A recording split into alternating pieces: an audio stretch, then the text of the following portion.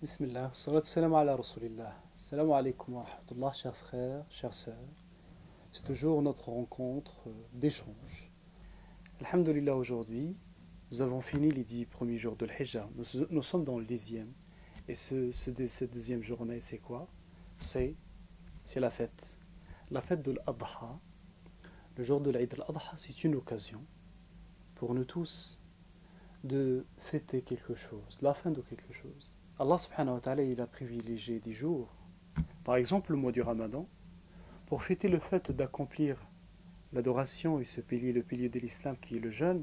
Allah subhanahu wa ta'ala nous a donné, nous a récompensé par une journée. Cette journée-là, c'est la fête, Eid al-Fitr.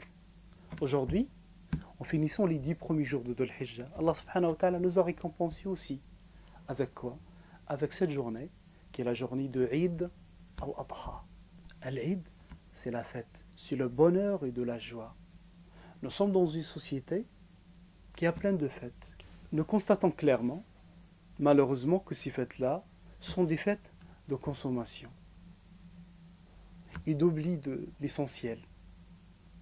Par contre, la fête de la logique et de la philosophie de l'islam, c'est quoi? La fête est une occasion pour remercier Allah subhanahu wa ta'ala pour ce qu'il nous a donné et de se rappeler de ceux qui n'ont pas eu le même privilège que nous. La fête comme la fête de l'Aïd. Le prophète Mohammed sallallahu alayhi wa sallam, il a recommandé à ceux qui sont capables d'avoir et de fêter ce jour-là en égorgeant le mouton, de le partager en 3. La première partie, le premier tiers, c'est pour la famille. Il faut vivre un moment de convivialité avec notre famille. Deuxième, c'est les cousins proches. Il faut renforcer ce lien, ces liens familiaux. Et la troisième dimension, c'est de donner le tiers de ce qu'on a à ceux qui sont pauvres. Donc la fête de l'Eid, ce n'est pas un moment d'oubli et d'omission. C'est un moment pour se rappeler de ceux qui sont nécessiteux, qui sont pauvres, qui sont dans la misère. Donc, nous vivons, comme il a dit le prophète sallallahu alayhi wa sallam, que chaque communauté a sa fête. Et aujourd'hui, c'est la nôtre. Il a demandé à Abu Bakr Siddiq de laisser ses fillettes ou ses filles fêter le fait de chanter dans la maison du prophète à la maison du prophète sallallahu alayhi wa sallam, le fait de chanter à la maison du prophète Mohammed sallallahu alayhi wa sallam. Et Abu Bakr Siddiq, il n'était pas content. Le prophète sallallahu alayhi wa sallam, il était là pour rappeler et pour remettre les choses dans leur ordre en disant, laissez-les. Chaque communauté a sa fête. Aujourd'hui, c'est la nôtre. Nous devons montrer de la joie, de bonheur ce jour-là et de vivre cette joie et de bonheur chez nous, avec nos enfants, dans toute la communauté, et de montrer à ceux qui sont autour de nous, qui ne sont pas musulmans, de leur dire qu'aussi notre religion, qui est l'islam, est une religion réaliste. Elle respecte cette dimension de bonheur et de joie de la vie humaine.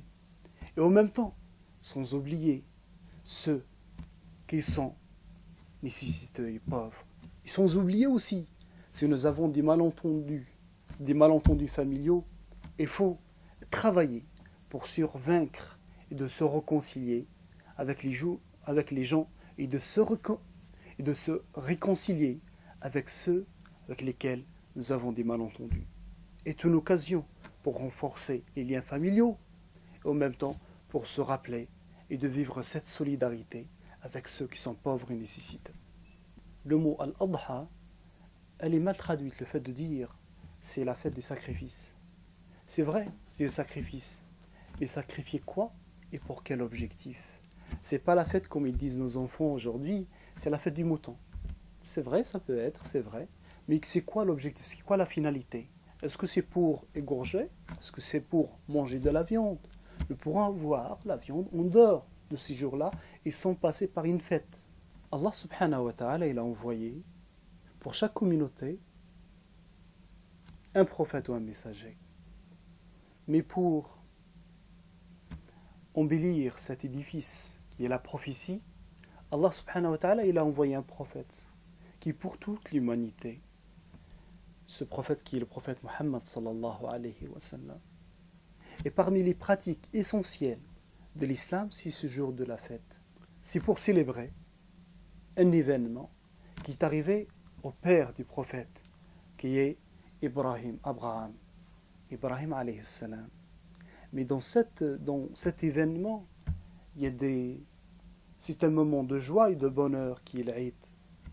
Mais en même temps, c'est une occasion aussi pour tirer des enseignements et vivre notre spiritualité et renforcer notre foi envers Allah subhanahu wa ta'ala. Parmi les particularités de l'islam et des musulmans et de notre croyance, c'est le fait de croire à tous les prophètes.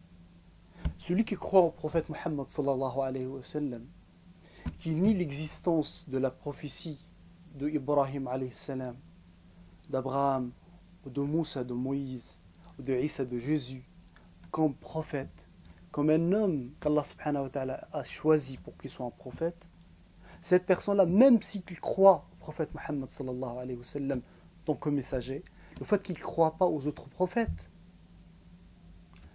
il a un problème, ou que sa croyance et sa foi, elle n'est pas complète.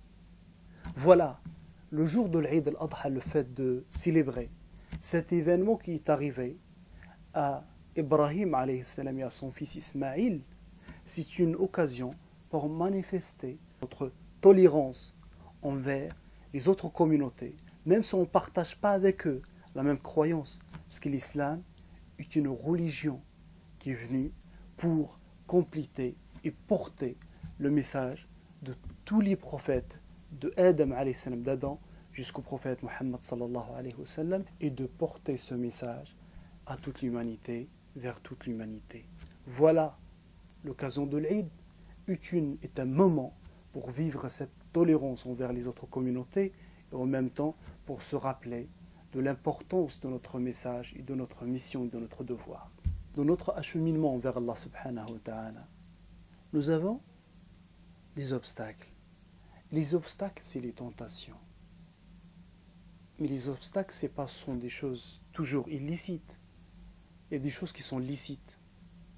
Mais notre rapport avec ces choses qui sont licites, qui peut représenter un obstacle.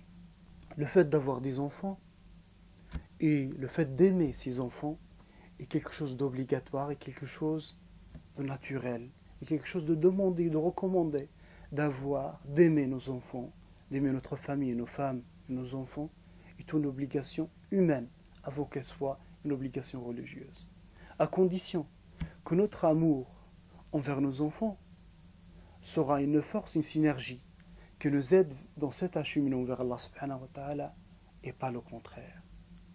Et par exemple, notre rapport avec l'argent, notre rapport avec nos enfants, l'Eid est une occasion pour nous rappeler que nous devons se remettre en question, en cause, par rapport à cette relation avec nos enfants et avec nos biens et notre argent, pour que ces deux choses-là soient un moyen pour nous, pour s'acheminer vers Allah subhanahu wa ta'ala, et qu'ils ne soient pas des obstacles. Lorsque Allah subhanahu wa ta'ala a demandé à notre prophète Ibrahim alayhi salam d'égorger son fils, c'était une leçon pour lui, pour son fils Ismaïl, et pour nous aussi. C'est qu'il n'avait qu'un seul fils unique à l'époque. Allah subhanahu wa ta'ala lui demande de faire quoi? C'est pas de l'abandonner, de l'égorger. Allah subhanahu wa ta'ala, il veut éprouver Ibrahim alayhi salam. Est-ce que tu as la confiance en moi? Ce que je te demande, parce que ce n'était pas une relation à travers un intermédiaire, c'était une relation directe entre Allah subhanahu wa ta'ala, entre Ibrahim alayhi salam et Allah subhanahu wa ta'ala. Est-ce que nous avons la même confiance en Allah subhanahu wa ta'ala que notre prophète Ibrahim? C'est la première des choses. Et c'est la première question. La deuxième des questions, est-ce que notre rapport avec nos enfants est une synergie qui nous aide dans notre acheminement vers Allah subhanahu wa ta'ala, ou le contraire, c'est un obstacle? Notre prophète Ibrahim, il a prouvé que son amour envers son fils est une synergie qui l'aide à survaincre les tentations de la vie et de s'acheminer vers Allah subhanahu wa ta'ala. Est-ce que nous sommes dans la même position que Ibrahim alayhi salam. Mais cet amour envers nos enfants, qu'Allah subhanahu wa ta'ala a choisi, qu'elle soit l'enseignement, mais ce n'est pas le seul enseignement de notre vie, qui si notre prophète Ibrahim, il avait l'amour de Ismaïl, qui peut représenter un obstacle, nous avons d'autres Ismaïl. Chacun de nous, il a son Ismaïl à lui. Peut-être son amour envers ses enfants, peut-être son attachement à tout ce qui est matériel. Chacun de nous, il doit chercher son Ismaïl qui l'empêche à se cheminer vers Allah subhanahu wa ta'ala. Donc ce n'est pas la fête du mouton, c'est la fête aussi du rappel et de l'acheminement et de la remise en question, la remise en cause pour arriver à l'objectif noble, suprême qui est la satisfaction d'Allah subhanahu wa ta'ala. Le musulman dans une communauté, dans une société, doit aussi porter un message. Le message que nous devons porter pendant la fête de l'Aïd, c'est de dire que la fête, elle est faite pour vivre un sens et un principe. C'est pas pour surconsommer. Il ne faut pas qu'on soit des consommateurs pendant les fêtes qui nous fait oublier l'essentiel, mais c'est de se rappeler de l'essentiel dans le bonheur et dans la joie. Ce sera l'occasion et le message que nous pouvons porter ce jour-là, qui est le jour de l'Aïd. Bonne fête, chers frères et sœurs, Eid Mubarak, wa kullu amin wa antum bi khair. À la prochaine, Inch'Allah.